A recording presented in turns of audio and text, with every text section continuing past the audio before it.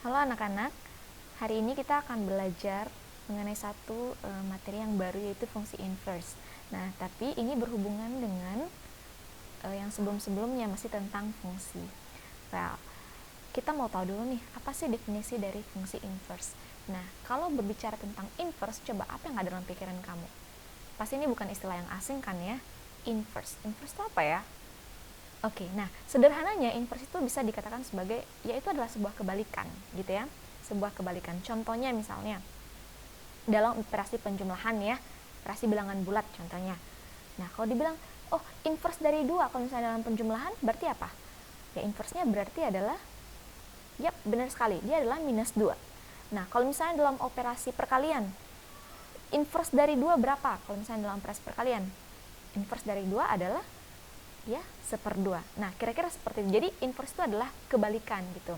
Nah, lalu bagaimana kalau dikatakan sebagai fungsi inverse gitu ya? Bagaimana dengan fungsi? Nah, kita coba lihat. Misalnya di sini Ibu punya nih 2 himpunan gitu ya. Ada himpunan pertama itu dikatakan sebagai provinsi, himpunan kedua dikatakan sebagai ibu kota gitu ya. Nah, ini provinsi ini adalah daerah-daerah yang pernah Ibu Eva tempati ya, tinggali gitu ya, setidaknya lebih setahun lah ya, setidaknya gitu. Nah, di sini kita bisa tahu ya, oh Sumatera Utara itu ibu kotanya adalah Medan gitu ya. Kalau NTT ibu kotanya adalah Kupang gitu. Kalau Banten ibu kotanya adalah Serang. Nah, kita anggap misalnya relasi mereka ini disebut sebagai F. Gitu ya. Relasi mereka disebut sebagai F. Berarti kalau dikatakan Sumatera Utara ibu kotanya adalah Medan gitu ya, relasinya adalah F. Nah, tapi kalau misalnya dibilang kalau Medan berarti provinsinya apa? Berarti dibalik gitu ya, direlasikan dari ibu kota ke provinsi. Medan provinsinya apa gitu. Nah, ini karena hubungan dari provinsi ke ibu kota disebut sebagai F, maka hubungan dari ibu kota ke provinsi disebut sebagai F inverse. Nah, itulah dia prinsip kebalikannya. Jadi membalikkan relasi fungsinya gitu ya. Nah, lambang inverse sendiri dituliskan seperti ini. Ada pangkat minus 1. Tapi ada catatannya, nak. Di sini inverse fungsi F itu dituliskan sebagai F minus 1 gitu ya. Dibaca sebagai fungsi inverse. Nah, tapi catatannya adalah kalau misalnya kamu belajar eksponen, kamu taunya ini kan pangkat minus 1 ya. Nah, tapi dalam fungsi itu tidak berlaku. Nah, F inverse itu tidak sama dengan 1/F. Jadi jangan kamu samakan seperti dalam aturan eksponen gitu ya. Itu hanya pelambangan penulisan saja. Seperti itu. Nah, namun fungsi tidak sembarangan memiliki inverse. Gitu ya. Nah, sebuah fungsi misalnya ada fungsi F. F ini adalah memetakan dari himpunan A ke himpunan B. Dia akan memiliki inverse, dituliskan sebagai fungsi inverse nih, B memetakan ke A gitu ya, kebalikannya. Jika dan hanya jika fungsi F adalah fungsi bijektif. Nah, itu unik ya, fungsi bijektif. Apa itu fungsi bijektif? Bisa dikatakan juga sebagai korespondensi satu-satu.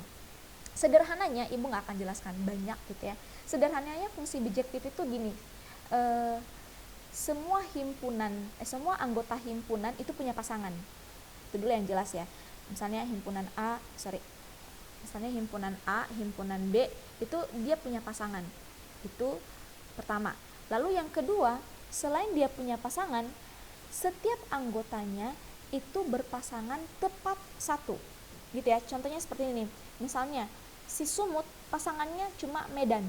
Gitu ya. Dia nggak berpasangan sama Kupang, nggak berpasangan sama Serang. Gitu ya. Nah, jadi sekali lagi kalau fungsi bijektif itu adalah semua pokoknya anggotanya itu punya pasangan dan pasangannya itu tepat satu. Gitu ya. Makanya disebut sebagai korespondensi satu-satu. Jadi sekali lagi fungsi bijektif itu sederhananya jumlah anggota domain itu sama dengan jumlah anggota range gitu ya. Dan setiap anggota memiliki pasangan tepat satu. Nah, bagaimana kalau misalnya dia nggak memiliki pasangan tepat satu? Apakah dia memiliki inverse? Ya, tentu saja tidak. Gitu ya. Misalnya contohnya nih kayak gini ya. Contoh-contoh aja ya. Misalnya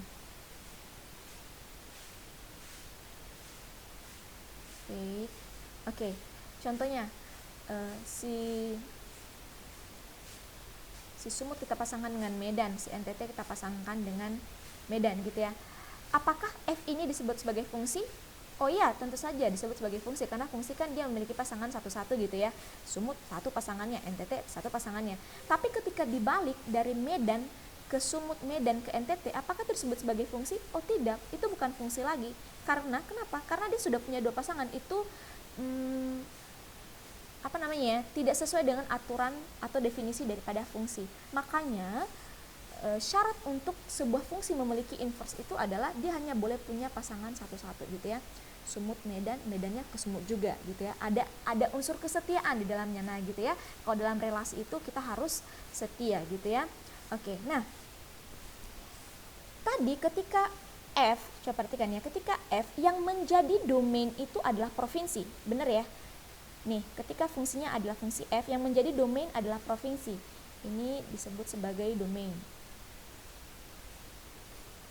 Dan yang menjadi range adalah ibu kota gitu ya.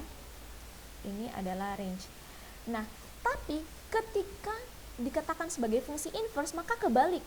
Yang tadinya range itu tiba-tiba menjadi domain. Yang tadinya domain tiba-tiba menjadi range. Nah, itu prinsipnya dalam fungsi inverse. Ini poin pentingnya. Domainnya jadi range, range-nya jadi domain. Gitu sederhananya. Oke, kita coba lihat dalam bentuk yang lebih matematis gitu ya. Misalnya, ibu punya nih dua himpunan gitu ya. Himpunan A ini adalah himpunan bilangan real, himpunan B juga adalah himpunan bilangan real gitu ya. Lalu ada relasi yang menghubungkan A ke B. Itu relasinya disebut sebagai fx. Fx sama dengan 2x gitu ya. Jadi misalnya ibu punya di sini 4 gitu. Maka pasangannya ke B berapa coba? Kalau di sini 4, himpunan A 4, domainnya 4, range-nya berapa? Ya, benar sekali, range-nya 8. Gitu ya contohnya.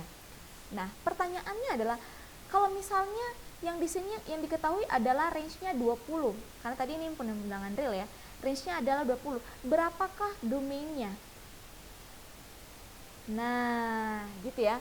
Jadi, berapakah domainnya? Nah, untuk mencari berapakah domainnya atau nilai X-nya di sini, kita bisa menemukannya dengan membuat rumus fungsi inverse. Nah, kalau tadi dari A ke B adalah fx, berarti dari B ke A adalah f inverse x, gitu ya. Bagaimana caranya mencari f inverse x? Wih, ini gampang sekali cara mencarinya. Jadi perhatikan.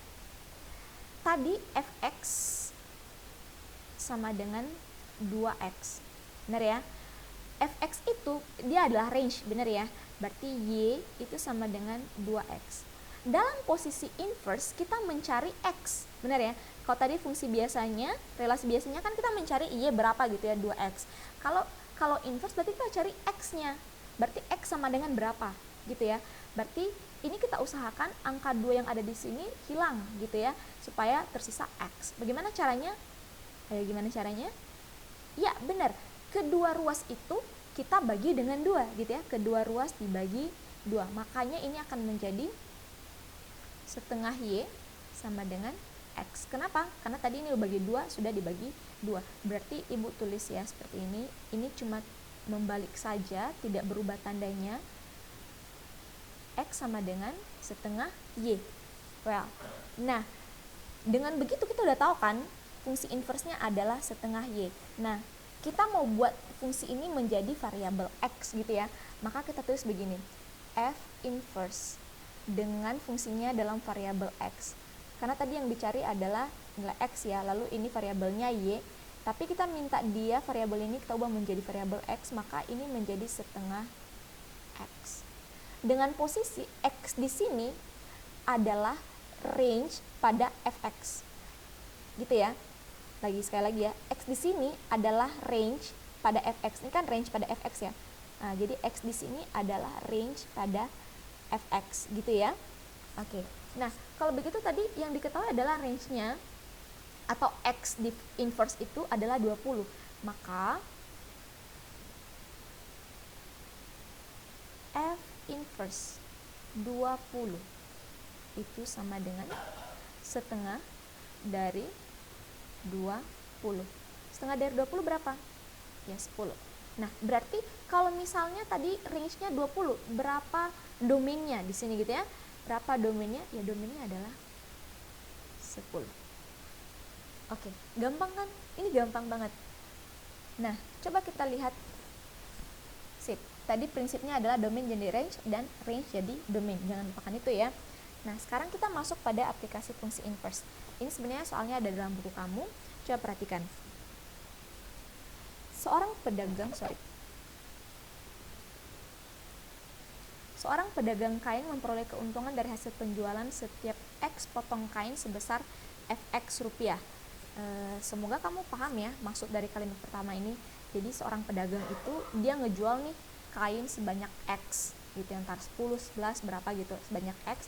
Terus keuntungannya adalah Fx gitu ya. Dengan Fx-nya sendiri sudah digambarkan sama Fx sama dengan 500X tambah 1000. Dia dalam rupiah gitu ya. Nah, jika keuntungan diharapkan sebesar 100.000. Jadi yang diharapkan itu 100.000, berapa banyak kain yang harus terjual. Kalau misalnya kita mau gambarkan dia dalam diagram, maksud ibu adalah himpunan. Berarti di sini kira-kira ini adalah X, ini adalah Fx, gitu kan? Keuntungan yang menghubungkan dia di sini adalah Fx. Nah, gitu kan? Nah, jadi kalau yang diketahui tadi adalah Fx-nya justru ya, keuntungannya justru yang diketahui, lalu berapa kain, berarti kita harus cari inverse-nya. Gitu ya. Kita harus cari inverse. Caranya gimana? Gampang sekali cara mencari inverse-nya. Seperti tadi. Jadi yang diketahui apa?